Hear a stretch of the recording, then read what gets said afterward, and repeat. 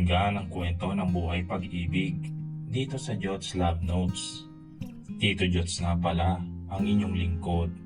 Huwag kalimutan na i-follow para naman updated ka sa mga kwento na iyong mapapakinggan. Ang pagpapatuloy ng ating kwento. Okay, simulan na natin ang party.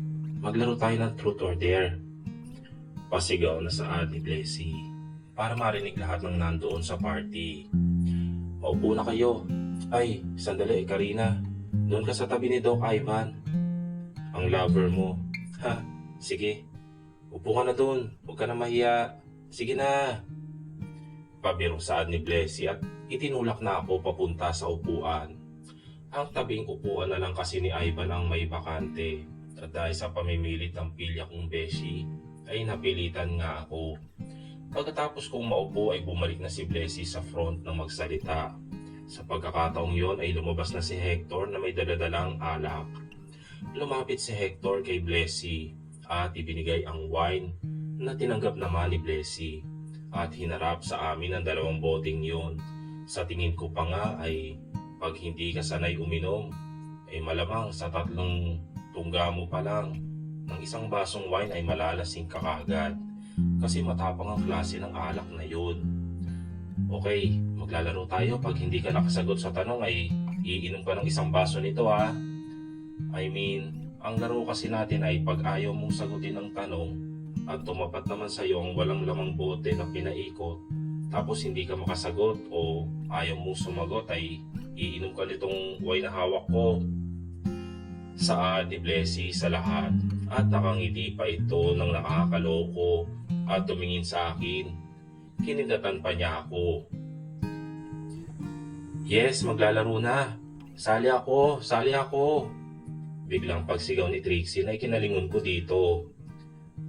Trixie, kasi bawal ka pa sa larong ito. Kung gusto mo, manood ka na lang habang nakakalong sa akin at maglalaro kami.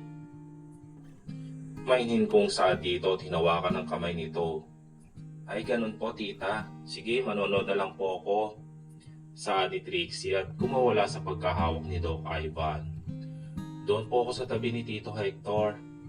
Pahabol ni Trixie at tumakbo na papunta sa kinaroroonan ni Hector. Dito na ako napalingon kay Doc Ivan na kanina pa pala nakatingin sa akin. Matapang ko itong tiningnan at ngumiti ng kaunti. Anong problema? May dumi ba ako sa mukha? Pasensya ka na kung meron kasi kakamadali ko to. Pagtataka kong tanong at hinimas pa ang aking mukha. Hindi, wala naman. Ano kasi, ang ganda mo ngayon. Saad nito at ngumiti sa akin ang nakakaloko. Dito na ang time na napaiwas agad ako ng tingin. Dahil sa gulat na sinabi nito, sa kanya ko pa talaga narinig yun Kaya gandang pakinggan. Parang isang musika na umaalingaw-ngaw sa aking tainga. Nararamdaman ko ang pagngit-ngit ang aking pisngi. Kaya mas lalo ko nahihiya na tumingin dito. Okay ka lang ba? May sakit ka ba? Namumula ka kasi Mahinang saad ni Ivan at hinawakan ang aking pisngi na inaangat ko yun. Ha? Oo, okay lang ako. Saad ko at tinanggal ang kamay nito sa pisngi ko. Nagulat pa ako nang biglang maghiyawan ang lahat ng naroon sa party na kasama namin. Kaya napaangat ako ng tingin at sinundan ng tingin ang tinitingnan ng mga ito. Pero nakatingin ito banda sa kinaroroonan namin ni Ivan. Lumingon pa ako sa likod at nagbabaka sakaling nagkakamali lang ako ng akala na kami ang tinitingnan ng mga ito. Pero mali ako kasi kami nga ang tinitingnan. Anong problema? Anong meron? Patanong na saad ko sa mga ito. Yes, may something na ba kayo ni Doc? Ikaw, Doc? May iniibig ka na pala Pasigaw na saad ng isa sa mga kasamahan sa trabaho ni Doc Ivan. Ha? Nagkakamali kayo? Nag-uusap lang kami, saka wala naman kaming something Pagdidinay ko sa mga ito pero sa tingin ko ay hindi naniniwala. Habang si Doc Ivan ay ngumiti lang sa mga ito. Ngunit hindi sumagot. Hinahayaan lang ako. O siya, tama na yan. Magsimula na tayo. O form a circle guys ha, let's start na. Pasigaw na saan ni Blessy na ikinatalima ng lahat at kanya-kanyang hila ng upuan para bumuo ng bilog. Magkalapit pa rin ang upuan namin ni Doc Ivan, pero kanina pa ito nananatiling tahimik. Nakaayos na ang lahat kaya magsisimula na ang laro. Okay, papaikutin ko na tong bote ha. Handa na ba ang lahat? Patanong na saan ni Hector na siyang iikot sa bote. Sinundan namin ang tingin ng bote hanggang sa huminto ito sa tapat ko. Okay, Karina, ikaw ang taya. Ano, truth or dare? Patanong na saan ni Hector at dito na ako kinabahan. Sa akin pa nakatingin ang lahat. Nang lingunin ko si Ivan ay nakatingin din ito sa akin. Hinihintay nila ang aking sagot. Sige, truth. Diretsong sagot ko sa tanong ng mga ito. O siya, sinong magtatanong? Patanong na saan ni Hector sa lahat ng naroon. Nang biglang magtaas ng kamay si Blessy. Naku, yari na. Siya pa talagang magtatanong.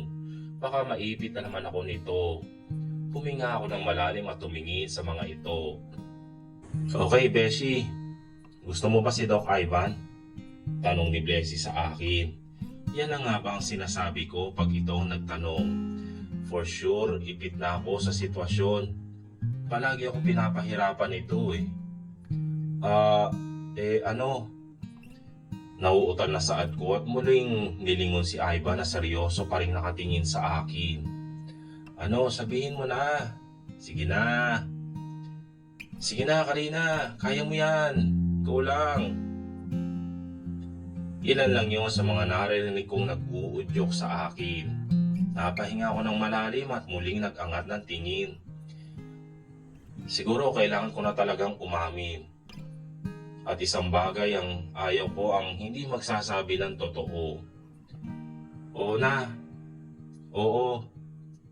Sagot ko at muling tumingin kay Ivan na ngayon ay nakangiti na ng patago. Hindi ito mapapansin ng mga nasa malayo, tanging malapit lang rito ang makakapansin ng nakangiti nitong patago. Simulan na yan, love story nyo.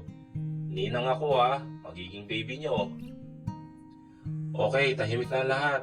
Let's start na ulit. Singit ni Hector sa mga nag-uusap at tumitili na tila kinikilig sa amin. Muli na naman pinaikot ni Hector ang bote at tumapat ito sa isa sa mga doktor din.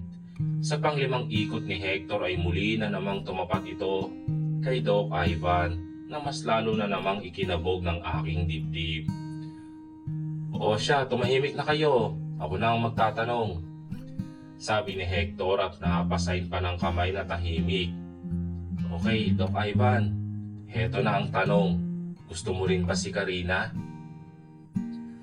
Kay Doc Ivan patingin ang lahat ng naroon. Kagaya ng nangyari sa akin kanina ay may mga nag-uudyok din dito. Pero ako naman rito sa tabi ni Doc Ivan ay parang naninigas na kung anong isasagot ni Doc. Kung ito ba ay yes or no. Sasagot na sana si Ivan. Kaya pumikit na ako para hindi ko makita kung anong ekspresyon ng mukha nito. How I wish na sana mag-yes siya. Pero it depends naman sa kanya. Napahinto nang magsimula na magsalita si Ivan nang biglang kumalabog ang gate. Kaya napatingin kami sa gate. Si Blessy naman ay kaagad na napatayo tiningnan kung sino. Teka, sino ang mga yon? Sambit ni Blessy at tiningnan ng mga tao. Naghintay kami hanggang sa makabalik si Blessy. Pero medyo natatagalan na si Blessy doon Kinakabahan na ako. Baka kung ano na yon. Kaya tumayo agad ako at palakad na paalis. Sa kinauumpukan nang biglang may pumigil sa kamay ko na lingunin ko ito. Si Ivan. Nasasamahan na kita, Karina. Saan ni Ivan na ikinalito ko. Napahinto ako ng pagsasalita nang biglang may narinig na sigaw. Sigaw iyon ni Blessy. Kaya agad akong tumakbo papunta sa gate kasama si Ivan na sumunod sa akin. Ano nangyari, Blessy? May problema ba? Napahinto ako sa pagsasalita nang makarating na kami sa kinaroroonan ni Blessy. Nakita namin na may nakaluhod sa harap at dahan-dahan ang tumayo ito. Pero nakatalikod ito sa amin. Makikita rin na si Blessy ay nakapatakip sa bibig. Nang lumingon si Blessy sa amin ay confirm nga. Naluluha na nga ito sa saya. At humarap sa amin. Beshi, kayo pala. Si RJ na nag-propose sa akin ng saya-saya ko. Naiiyak na sa ni Blessy at hinarap nito si RJ na nakangiti na sa amin at nasa tabi niya. Si RJ ang matagal ng karelasyon ni Blessy. Ilang beses na ring naloko si Blessy ng lalaking yun. Pero heto ngayon pati na pala sila. At ang mas nakakagulat ay nag-propose pa kay Blessy sa mismong birthday. Ang sweet. Pero noon pa talaga ay duda na kami ni Hector sa lalaking yan. Pero hinayaan na lang namin ni Blessy kung saan siya masaya ay doon na rin kami. Yun pala, kaya pala sobrang saya mo Blessy, pero sure ka na ba talaga? Sad ko nang nakataas ang isang kilay bilang pagsisigurado. Oo Beshi, sagot ni Blessy at iniharap pa sa akin ang singsing na suot nito habang naka-holding hands sila. Dito na ako napalingon sa tumikhim sa likod ko. Nakalimutan ko na kasama ko pala si Ivan. Ay, sorry Doc. Sorry Doc Ivan, nakalimutan ko na nakasunod ka pala sa akin. Sorry ha. RJ, si Doc Ivan nga pala. Sad ko at ngumiti rito. Oh, nice to meet you pre. Nililigawan mo ba si Karina? Sad naman ni RJ at iniabot ang kamay kay Ivan. Nice to meet you din pre. Napahinto na naman sa pagsasalita si Ivan ang biglang sumigaw mula sa likuran namin. Hoy, ano yung kaganapan na yan ha? Hindi namin nakita ha? Pangungunang sahad ni Hector, hawak nito si Trixie. At nasa likuran naman ito ang lahat na kasama namin sa laro. Oo nga po tita. Singit naman ni Trixie na ngayon ay pupungas-pungas na sa mata. Tanda na gusto na nitong matulog. Nilapitan ko na si Trixie na hawak-hawak ni Hector sa kanang kamay at lumusar nito para kausapin ito. Trixie, masyado ko pang bata. Para maintindihan ng lahat. Guys, si Blessy engaged na. Saad ko at nilingon ng lahat ng naroon. Kita namin ang mata ng mga ito ng pagkamangha at paghihiyawan. Masisirain mo rin ang kasiyahan sa mga mata ng mga tao. Maliban sa isa na nasa sulok, si Lander. Ang matagal nang may gusto kay Blessy. Isa itong sikat na businessman din. Mabait ito at botong-boto ko rito para kay Blessy. Pero lagi nag-aalinlangan si Blessy. Sinasabi na paghanga lang daw yun. Pero hindi alam ni Blessy na love na yun. Umalis ito at hindi na napansin ng lahat. Papunta ito sa counter at humingi ng wine. Isang matapang na alak. Maglalasing na naman ba ito? Kawawa naman si Lander. Pero wala na akong maitutulong pa rito eh. Bumati ang lahat kay Blessy at RJ habang ako ay binuhat ko na si Trixie.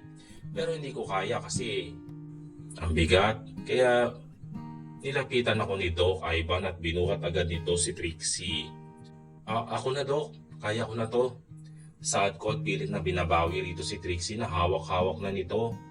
Hindi na, okay lang. Ako na, para hindi ka na mahirapan. Sabi ni Doc Ivan at pilit na iniiwas sa akin si Trixie. Hindi na, ako na. Kaya ko naman eh. Saad ko at hinahawakan si Trixie na hawak nito. Ivan's point of view. Okay lang Karina, ako na. Pabigat si Trixie, hindi mo kaya. Mahihirapan ka lang. Saad ko habang hawak si Trixie. Andito na kami ngayon. Pinag-aagawa si Trixie kung sino ang magbubuhat. Halos magkadikit na nga ang katawan namin ni Karina sa pagpipilit nito na siyang nagdadala kay Trixie at kaya naman daw niya. Pero alam ko naman na hindi niya talaga kaya. Oy, tama na yan, Doc Ivan. Kanina pa yung tanong ko O ito na yung tamang pagkakataon para sagutin mo na yung tanong ko. Gusto mo pa si Karina? Patanong na saad ni Hector na ikinalingon ko rito. Napansin ko rin na napahinto si Karina at inalis kagad ang kamay na nakahawak sa aking dibdib. Okay. Gusto ko rin si Karina. At sa ngayon, nililigawan ko pa siya. Willing naman ako maghintay kung kailan niya gustong magpakasal kami. Sad ko at ngumiti kay Karina na nakaharap ko ngayon. Nang lingunin ko ang mga katrabaho ko ay nagbubulong-bulungan ng mga ito. Nagtataka ko namang tiningnan si Hector, ang baklang kaibigan ni Karina, na ngayon ay nakangiti ng todo sa amin. Habang si Karina naman na nasa tabi ko ay namumutla na at hindi alam ko anong sasabihin at gagawin. Kasal? Patanong na saan ng isa sa mga co-workers ko. Dasal. Tama, dasal. Pinagdadasal ko na sana sagutin na ako ni Karina. Pagtatakip ko sa sinabi ko, yun pala, namali lang tayo ng dinig mga kasama, kaya maglaro na ulit tayo. O ngayon, may couple na si Karina at Doc Ivan. O alam nyo na guys bagay sila. Saad ni Sahara, ang sekretary ko. Tama nga naman, pagsang-ayon naman ang lahat.